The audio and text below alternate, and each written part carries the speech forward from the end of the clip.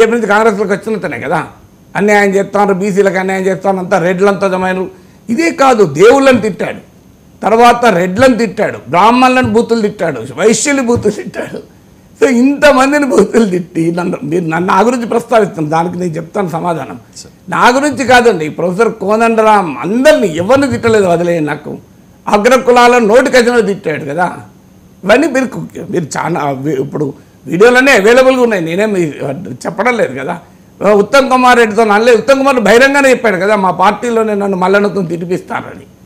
కోమటిరెడ్డి వెంకరెడ్డి ఆత్మగౌరవం ఉన్న కాంగ్రెస్ నాయకులు, ఇంత సీనియర్ కాంగ్రెస్ నేతలు కదా, వారికి కూడా ఆత్మగౌరవం ఉండాలి కదా, సెల్ఫ్ రెస్పెక్ట్.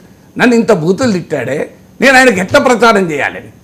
అసలు రాజకీయ నాయకులకు ఆత్మగౌరవం కూడా ఉండాలి. వ్యక్తులు రాజకీయాలు ఉంటాయి, నేను ఒప్పుకుంటాను.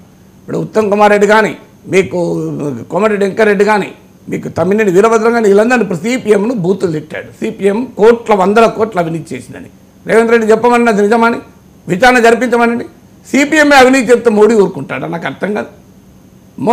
కేసీఆర్ ఊరుకునేవాడా? సిపిఎం కనుక అవినీతి చేస్తే. సో మరి ఈ అవినీతి పైన కనీసం ఇప్పటికైనా నేను పొరపాటు చేశాను, ఉపసంహరించుకుంటున్నాను. సిపిఎం పైన, కోదండరాం పైన, రేవంత్ రెడ్డి పైన, కోమటిరెడ్డి వెంకరెడ్డి పైన, ఉత్తమ్ కుమార్ రెడ్డి పైన నేను చేసిన అన్ని పొరపాటు ఆరోపణలు అని బహిరంగంగా చెప్పితే కనీసం ఈ నాయకుల ఆత్మగౌరవం నిలబడుతుంది. రేపు అప్పుడు ఆయన ఓపెన్గా ఇప్పటికీ ఆ వీడియోలు ఉన్నాయి ఉంటే ఉత్తమ్ కుమార్ రెడ్డి ఆన్సర్ చేయాలి. అయ్యా నిన్ను అవినీతి పరుడిని బూతులు తిట్టిన వ్యక్తి నువ్వు గెలిపించాలని తిరుగుతున్నావు. What kind of message you send? చాలా సీనియర్ నాయకులు కదా, అంటే అవమానం. సెల్ఫ్ రెస్పెక్ట్ ఉన్న రాజకీయాల కొరకు, పదవుల కొరకు మనం సెల్ఫ్ రెస్పెక్ట్ వదులుకోలేం కదా. అందువల్ల రేవంత్ రెడ్డి కూడా చెప్పాలి, కేసీఆర్ కన్నా మీకన్నా కేసీఆర్ బెటర్ అన్నాడు కదా. మీరు అంగీకరిస్తారా? మీరు అభ్యర్థిగా పెట్టిన వ్యక్తి కనీసం నేను పశ్చాత్తాపడుతున్నాను, నేను ఉపసంహరించుకుంటున్నాను, ఆ వీడియోలు ఇంకా ప్రైవేట్లో పెట్టలేంటే మీనింగ్, ఇంకా డిలీట్ చేయాలంటే మీనింగ్ ఏంటి? సిపిఎం కూడా గమనించండి, ప్రైవేట్లో పెట్టా, డిలీట్ చేయలే. ఎందుకు? రేపొద్దున మళ్ళీ మరుక్షణం మళ్ళీ ఇవన్నీ పబ్లిష్ చేసి మళ్ళీ సిపిఎంలో తిరుగుతాడు. సిపిఎం వాళ్ళు ఏం సమాధానం చెప్తాను?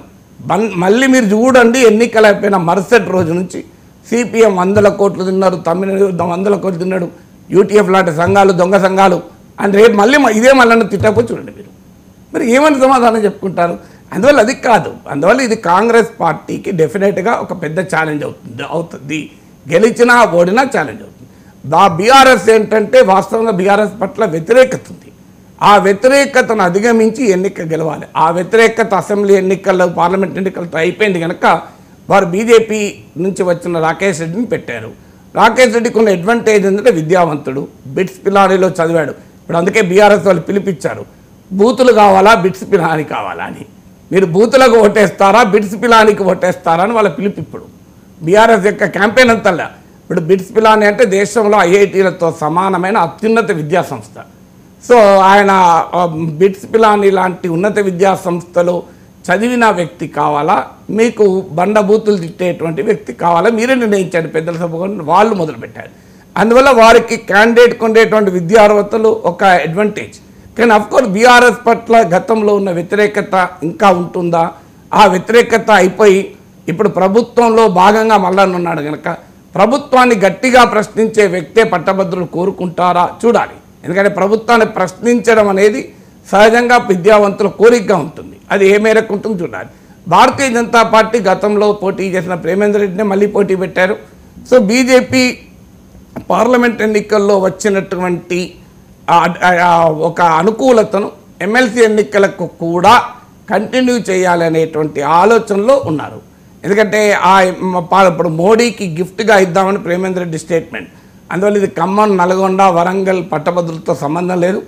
నరేంద్ర మోడీకి గిఫ్ట్గా ఇచ్చేటువంటి ఎన్నికగా బీజేపీ చూస్తుంది. పార్లమెంట్ ఎన్నికల్లో గెలిస్తే గిఫ్ట్ కానీ శాసనమండలి ఎన్నికలు గిఫ్ట్ ఎట్లా అవుతుంది? బట్ అది బీజేపీ వాళ్ళ లైన్. వాళ్ళు బీజేపీ ఆ రకమైన నినాదంతో వెళ్తున్నారు. అందువల్ల ప్రధానంగా 3 రాజకీయ పార్టీలు తమ బలాబలాలను ప్రదర్శించుకోవటానికి శాసనమండలి ఎన్నికలు ఉపయోగించుకుంటున్నాయి. Right sir. Professor Kodandaram Revanth Reddy KCR మీద మాత్రమే కాదు మీ మీద కూడా ఆరోపణలు చేశారు సార్. గతంలో తిన్మార్ మల్లన్న చేసిన వీడియోలు ఇప్పుడు సర్క్యులేట్ అవుతూ ఉన్నాయి. దాంతోపాటుగా ఇవాళ ఒక పత్రికలో వచ్చిన వార్తను బేస్ చేసుకుని అడుగుతూ ఉన్నాను నేను. తమ్మినేని ప్రొఫెసర్ నాగేశ్వర్లు 100 కోట్ల అవినీతి పరులు అని చెప్పి. సో